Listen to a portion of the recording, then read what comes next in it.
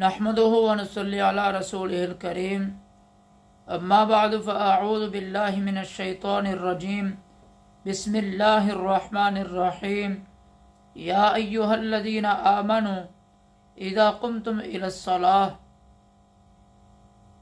ख़वातीन व हज़रात, अस्सलामु अलैकुम व रहमतुल्लाहि व बरकातुहू।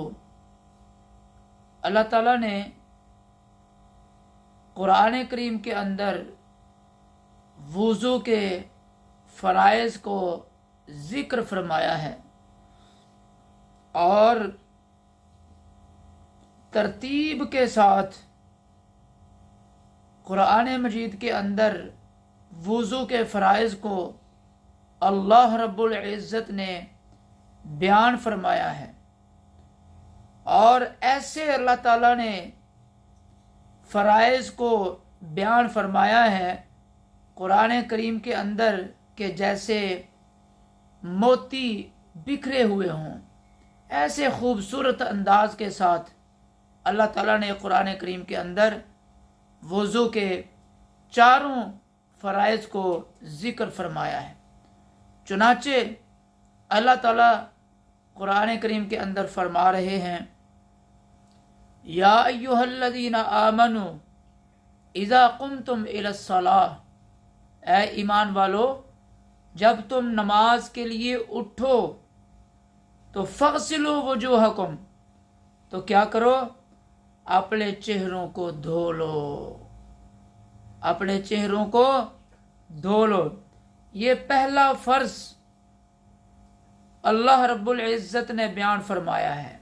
पहला हुक्म चेहरे को धोने के लिए अल्लाह रब्बुल इज़्ज़त ने जो है वो दिया है कि भाई जब तुम नमाज के लिए उठो, जब तुम नमाज के लिए अज़म कर लो, तय कर लो, फैसला कर लो कि अभी मैंने नमाज पढ़नी है, अल्लाह के मुनादी मुअज्जिन ने मुझे हय्या अलस सलाह, हय्या अलस सलाह, हय्या अलल फलाह, हय्या अलल फलाह कहकर पुकार कर मुझे बुलाया है कि आ जा नमाज के लिए, आओ कामयाबी की तरफ। तो अब मैं नमाज के लिए जा रहा हूँ। तो जब भी नमाज के लिए कोई भी मोमिन अज़म करके उठता है, नमाज के लिए चलता है और नमाज के लिए जो है ना वो तय कर लेता है, तो अल्लाह फरमाते हैं सबसे पहले वुज़ू कर लो, और वुज़ू में सबसे पहले जो है फ़ग़सिलू वुजूहकुम, अपने चेहरों को धो लो, अपने चेहरों को धो। और ये जो चेहरा है इसको कितना धोना है और कितनी दफ़ा धोना है, पेशानी के बालों से लेकर ठोड़ी के नीचे तक, और एक कान की लू से लेकर दूसरे कान की लू तक जो है ये सारे का सारा चेहरा जो है एक बार धोना कि एक बाल के बराबर भी जगह खुश्क ना रहे, ये फ़र्ज़ है। इस अंदाज के साथ चेहरे को धोना ये फ़र्ज़ है। और इसी तरह अगर 2 दफ़ा और धो लिया तो ये 3 बार हो गया। जब तुमने 3 बार चेहरे को धो लिया है तो अल्लाह का हुक्म भी अदा हो गया और 3 दफ़ा धोने वाली हुजूर की सुन्नत भी ज़िंदा हो गई। ये पहला हुक्म है अल्लाह ताला का वुज़ू में कि भाई फ़ग़सिलू वुजूहकुम, अपने चेहरों को धो लो। अब आइए दूसरे फ़र्ज़ की तरफ। दूसरा फ़र्ज़ अल्लाह रब्बुल इज़्ज़त ने हाथों के धोने के लिए दिया है। ये हुक्म फरमाया है कि वअयदियकुम इलल मराफ़िक़, वअयदियकुम इलल मराफ़िक़, कि अपने हाथों को धो लो कोहनियों समेत। पानी लिया ऐसे हाथ में, चुल्लू में पानी लिया और ऐसे जो है ना वो बाजू के ऊपर डाला और कोहनियों समेत जो है ना वो बाजुओं को, हाथों को धो डाला। और इस अंदाज के साथ धोया कि एक बाल के बराबर भी जो है हाथ कोहनियों समेत जो है कोई जगह जो है बाल के बराबर भी खुश्क नहीं रही। ایک بار دھو لینے سے فرض پورا ہو گیا. اگر 2 دفعہ اور دھو لیں گے تو حضور کی سنت 3 بار جو ہے دھو لینے کی وجہ سے وہ بھی ادا ہو جائے. اللہ کا حکم بھی ادا ہوگا، حضور کی سنت بھی ادا ہوگی. تو دوسرا فرض کیا فرمایا اللہ تعالیٰ نے؟ کیا ارشاد فرمایا؟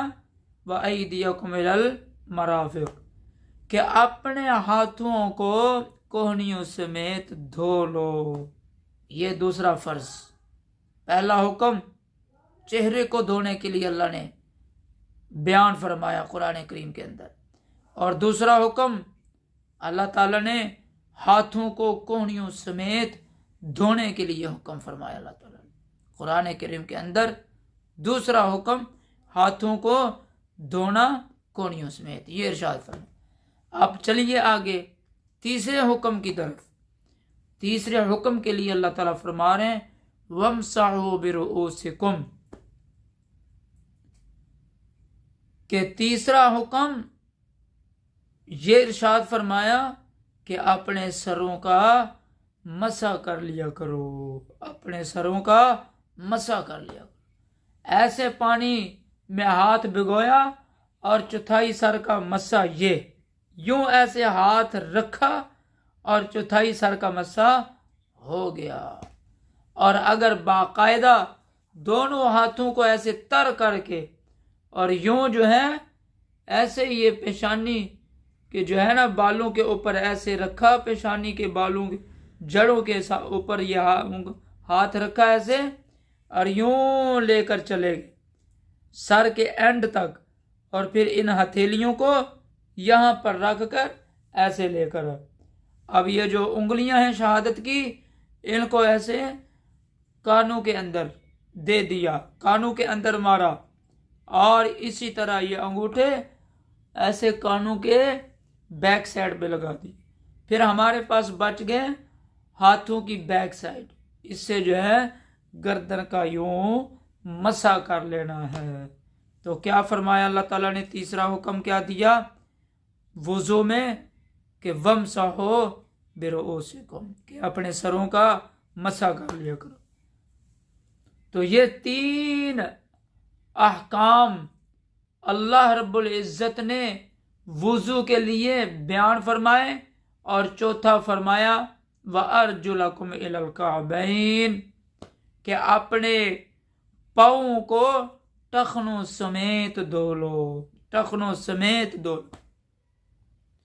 ایک بار دھو لینے سے فرض ادا ہو جائے گا، اور انہی پاؤں کو اگر 3 بار دھو لیا، 2 بار اور اس میں شامل کر لیا، تو گویا کہ 3 بار ہو گیا.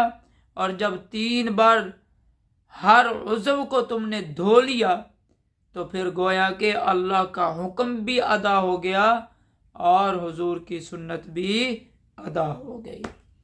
اور یہ وضو کے 4 فرائض.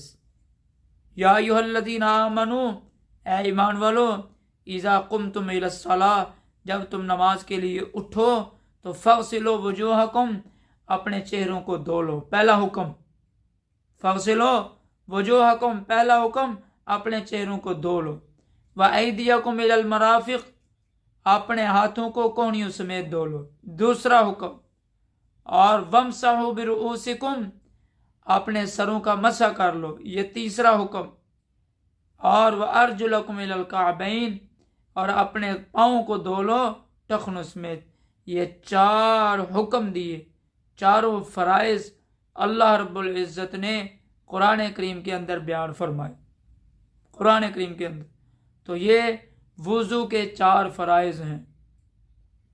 اور باقی کلی کرنا 3 بار، ناک میں پانی ڈالنا، مسواک کرنا، بسم اللہ پڑھ کر جو ہے وضو کا آغاز کرنا، اور اسی طرح جو ہے وضو کے درمیان والی دعا پڑھنا، وضو کے بعد والی دعا پڑھنا، یہ ساری کی ساری جو ہے سنتیں ہیں. ہاتھوں پاؤں کی انگلیوں کا خلال کرنا، داڑھی کا خلال کرنا، یہ سارا کیا ہے؟ یہ سنتیں ہیں. 12 سنتیں ہیں وضو کے اندر. وضو کے اندر 12 سنتیں ہیں، اور 5 مستحبات ہیں اور یہ 4 فرائض ہیں۔ اللہ تعالیٰ سے دعا ہے اللہ رب العزت ہمیں قرآن و سنت کا فہم عطا فرمائے، حضور صلی اللہ تعالی علیہ وسلم کی لائی ہوئی شریعت کا، لائے ہوئے حضور کے دین کامل اکمل مکمل کا جو ہے ہمیں فہم تدبر عطا فرمائے اور اس پر عمل پیرا ہو کر زندگی بسر کرنے کی توفیق عطا فرمائے۔ وما علینا الا البلاغ المبین۔